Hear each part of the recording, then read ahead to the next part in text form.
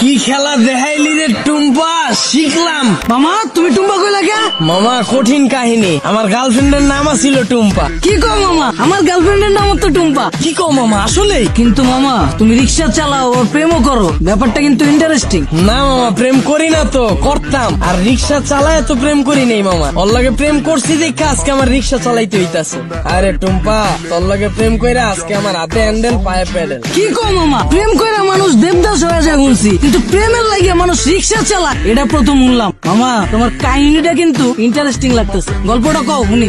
আরে বাবু কি শুরু করছো? ওনার এই ফালতু গল্প শুনে আমাদের সময় নষ্ট করে লাভ আছে। কাছে চলো তুমি হেডফোন বের করো, আমরা গান শুনি। আরে না, মামার কাহিনীটা অনেক ইন্টারেস্টিং, মামা তুমি কও। না মামা থাক, বাদ দেন, মামি উনতে চাইতেছে না, পরে দেখা গেল আমার কাহিনী হইনা চিত্তা যাইব। আরে মামা তুমি তোমার গার্লফ্রেন্ডের কাহিনী কইবা, এটা তো আইচাত বকে, কও মামা শুনি। মামা কি কমু দুঃখের কাহিনী, ও একটা জিনিস আছিল মামা, খালি চুস্ত। সুস্থ মানে? শুনেন তাইলে সেনা বুঝবেন। ওর মায়ায় বইরা মামা একটা চাকরি করতাম, ওই চাকরিটাও গেছে গা। পরে আর কি করার, বন্ধু বান্ধবের টাকা ধারলে ওর লগে দেখা করতাম। মাসের ভিতরে 15 দিনে দেখা করতাম মামা, 15,000 চুইসা লাইতে। কেমনে মামা? মামা হয়তো মায়া ছিল না মামা, হয়তো পিশাচা ছিল, রক্তের মতো টাকা খালি চুইসা খায়া ফলাইতো। মামা গার্লফ্রেন্ড গেছে গে কেমনে? মামা আমার চাকরি তো চুইসেই দিছে। এরপরে মামা বন্ধু বান্ধবের যে টাকা ধার করছিলাম, ওর টাকা তো আর শোধ করতে পারি নাই। পরে আর নতুন করে ধার দেয় নাই, এর লেগে 10 দিন ধরে ওর লেগে দেখা করতে পারি নাই। পরে ভাই অন্য জায়গায় যায় ভাই চোষা শুরু করে দিছে। পরে আর কি মামা, 1 বছরে 10 লাখ টাকা চুইসা দিছে। পরে এই 10 লাখ টাকা শোধ করার লেগে মামা এই যে রিক্সা চালাই না শুরু করলাম। মামা তোমার কপালটা আসলে খারাপ আছিল, কিন্তু মামা আমার কপাল কিন্তু চান কপাল।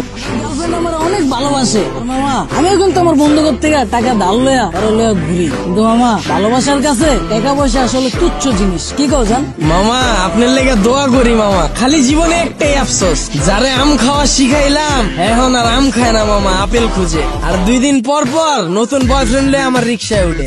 কি কও মামা, তোমার গার্লফ্রেন্ড তোমার চুষা তোমার রিক্সায় উঠে আবার বয়ফ্রেন্ড লয়া? মামা আমি যদি তোমার জায়গায় হইতাম তাইলে 2 গালে হাড়া বইরা দিতাম। কি কও মামা, আসলেই? হ্যাঁ, তুমি দরকার হইলে আমার নাম্বার লয়ে লও, অগরে যখন পাইবা আমার নাম্বারে কল দিবা। দরকার হইলে আমি আইসা অগরে থাবড়ে যাম। দিল থামাইছো কে? আয় পড়ছি তো মামা, নামেন। ও আয় পড়ছো, কত দিমু? কিরা তুই আমার মালিকা? মামা আপনিই তো কইলেন পাইলেই কানের নিচে বাজায় দিতে।